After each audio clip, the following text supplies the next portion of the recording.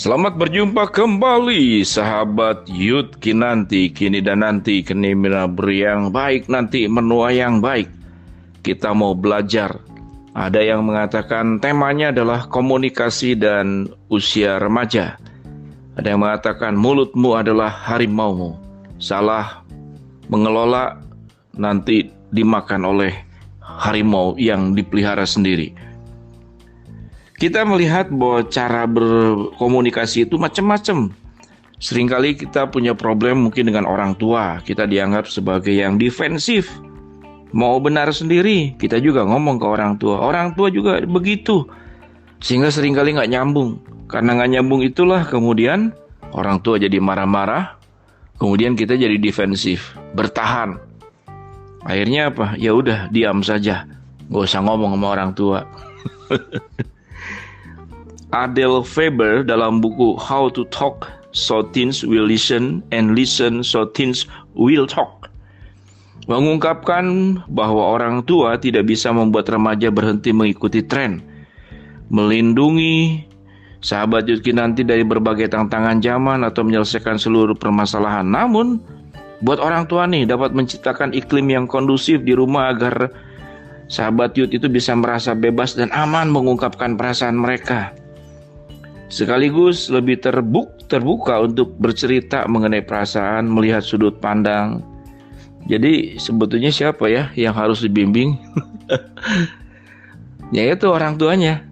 Nah, buat kita bagaimana responnya? Responnya ya memahami bahwa orang tua itu ada hidup masa remajanya di zaman sebelum kita. Beda keadaan, beda situasi. Jadi yang pertama apa?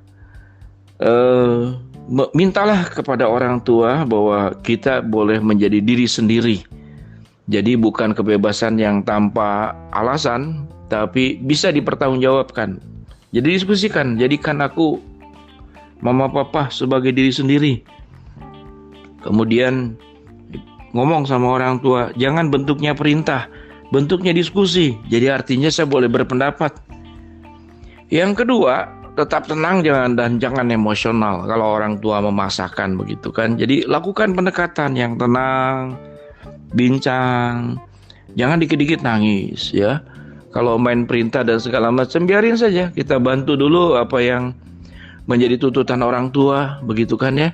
Yang masuk akal ya belajar atau apa, jadi pribadi yang bisa dipercaya. Jadi tenang, jangan emosional. Yang ketiga, tunjukkan juga bahwa kita menghargai, kita tertarik dengan orang tua kita.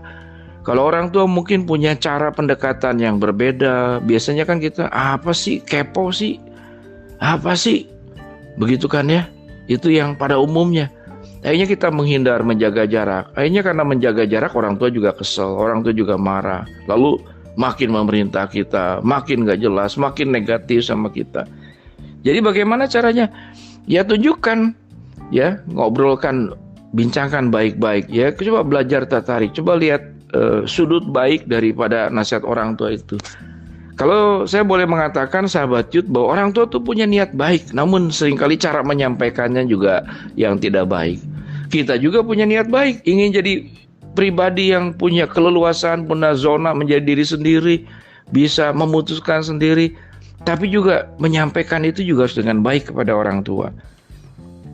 Kemudian mintalah kepada orang tua privacy ya, privacy.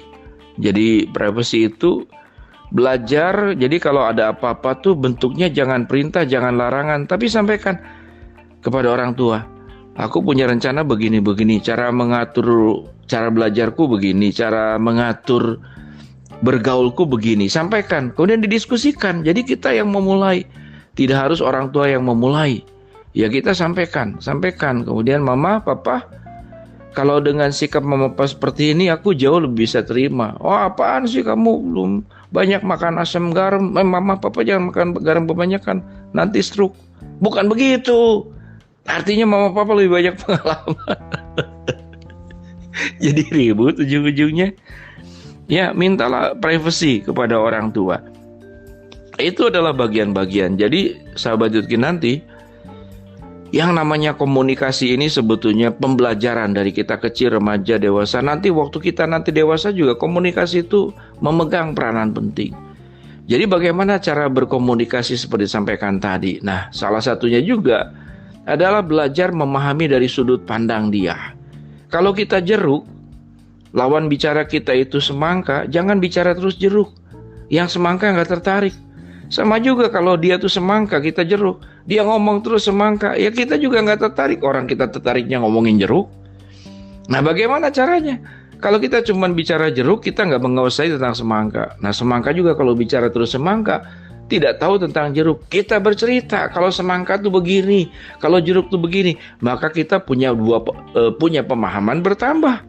Kita punya pemahaman dua tipe, dua macam buah. Nanti kita belajar yang lain lagi. Nah, kurang lebih begitu. Jadi artinya setiap orang tuh punya kelebihan. Coba belajar menghargai. Nah, kalau kemudian orang tua kita tidak menghargai kita, coba cari cara bagaimana. Jangan bicara terus dengan pola jeruk. Coba bicara dengan pola semangka. Kurang lebih mengerti ya. Pasti akan masuk. Nah, kasih tahu juga orang tua, mama aku itu jeruk. Jangan terus paksa jadi semangka. Emangnya jus bisa dicampur? Biji semangka ditanam pasti tumbuhnya semangka. Biji jeruk ditanam pasti biji jeruk. Jadi jangan jadikan aku sebagai semangka. Sama juga kita jangan jadikan juga orang tua seperti jeruk. Ya, itulah seni berkomunikasi ini. Kalau kita lihat di dalam Alkitab 1 Petrus pasal 3 ayat 10. Siapa yang mencintai hidup dan melihat hari-hari baik, ia harus menjaga lidahnya terhadap yang jahat dan bibirnya terhadap ucapan-ucapan yang menipu. Ayat 11. Ia harus menjauhi yang jahat dan melakukan yang baik. Ia harus mencari pendamaian dan berusaha untuk mendapatkannya. Jadi jangan dengan cara-cara ribut ya. Demikian sahabat nanti komunikasi efektif usia youth.